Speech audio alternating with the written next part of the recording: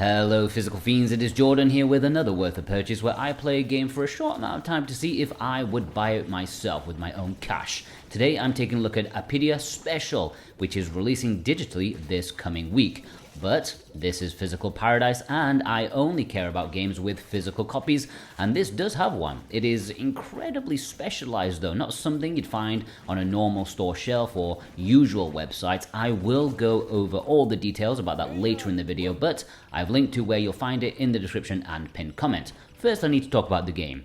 Apidya originally released on the Amiga, a German-developed shooter. One may describe this as a Euro shmup, but actually it has a lot more in common with Japanese shmups, specifically Gradius, because it lifts that power-up system exactly, which is good. I love that. It is a horizontal shmup, but instead of the usual spaceships, it's set in the insect world, and you are a bee getting absolutely hounded by every other small-scale animal in the kingdom. Butterflies, dung beetles, spiders, mosquitoes, grasshoppers, and so on. But then there are bigger animals to face, usually as bosses like moles and fish. The theming is absolutely on point. I love the visuals and imagination of this game.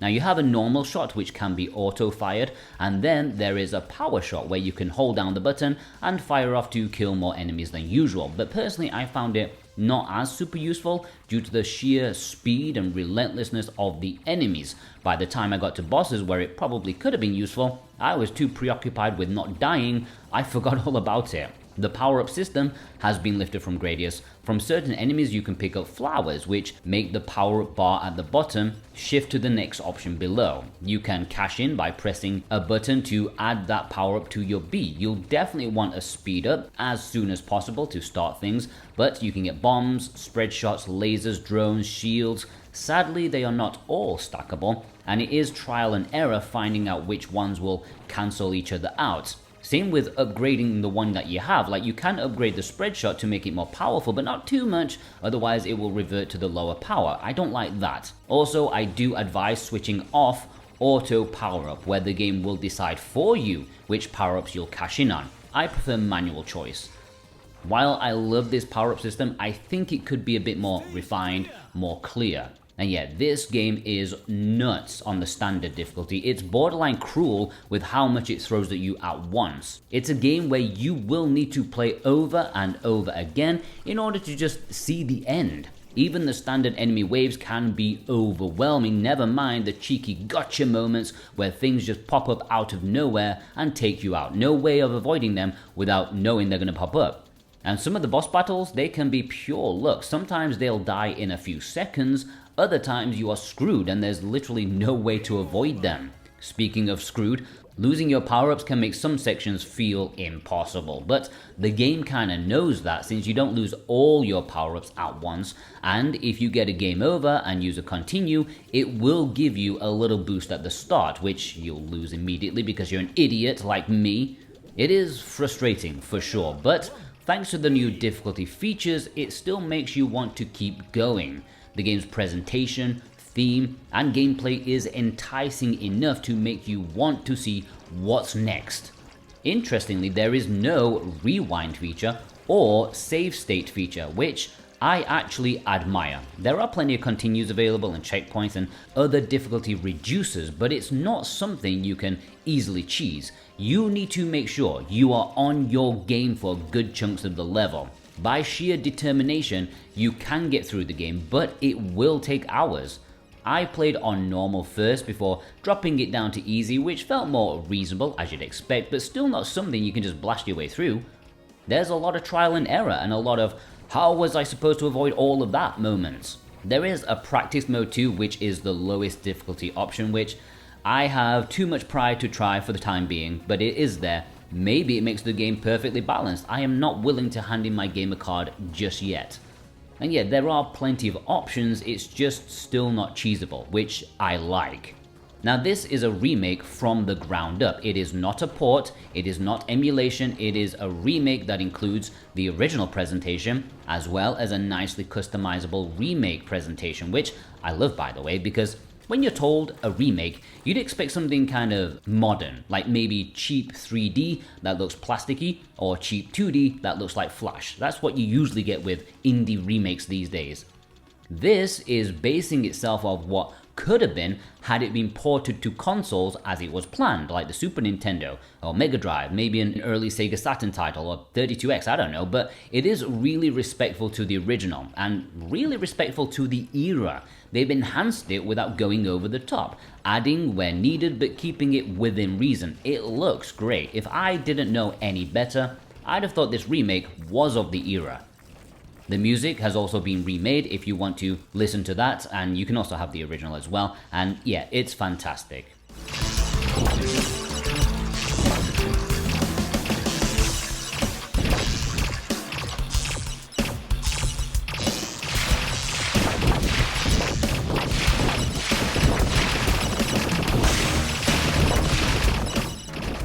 Alright, the physical release. If you check the links down below in the description and pinned comment, you will see that Apidya Special is getting a physical release on Nintendo Switch and PlayStation 5. It is a specialized release for a couple of reasons. Firstly, it is a European-only physical. This is not releasing in any other region at the time of this video. Secondly, the main place to get it from is in Games' web store, the publisher's own store, where they occasionally have some exclusive stuff.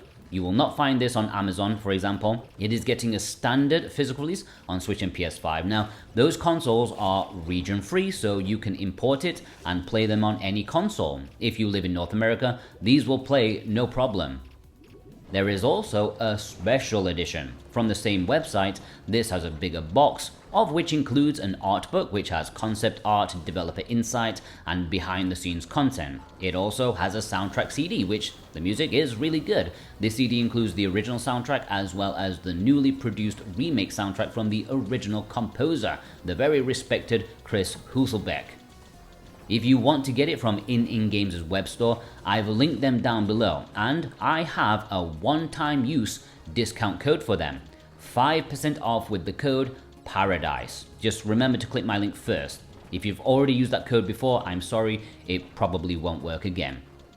But there is another option, because VGP, Video Games Plus, they are helping to sell this too, which may be advantageous with their free worldwide shipping on orders over $55 American.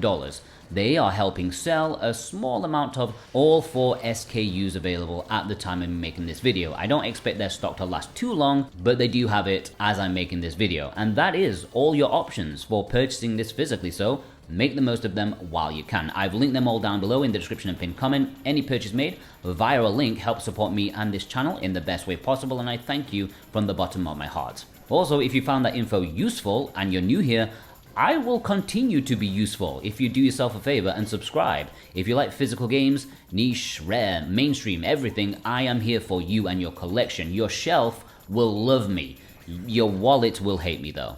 Alright, would I buy this myself? This is one of those tough ones. Usually I know straight away, but as a really difficult game that does feel unfair in its design, that makes my desires more complicated. I like it. I like playing it.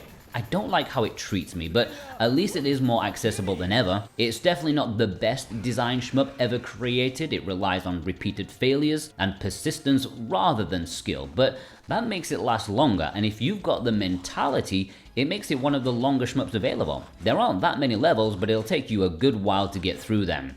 I like what they've done with this remake. The options, the new visuals, the power-up system is classic. $40 is a bit of a stretch for a physical of a single retro game, but shmup fans are used to the lack of consistency with shmup pricing. But yeah, I think I would buy it. How about you? Will you be picking this up? Let me know below. If you want to pick up the physical, please use the links down below. I massively appreciate that. If you watched all the way through, well, leave me a B emoji in the comments in honor of this game, so I know you are a legend for watching all the way through, and I really hope you have a fantastic day. Take care. Player 1 ready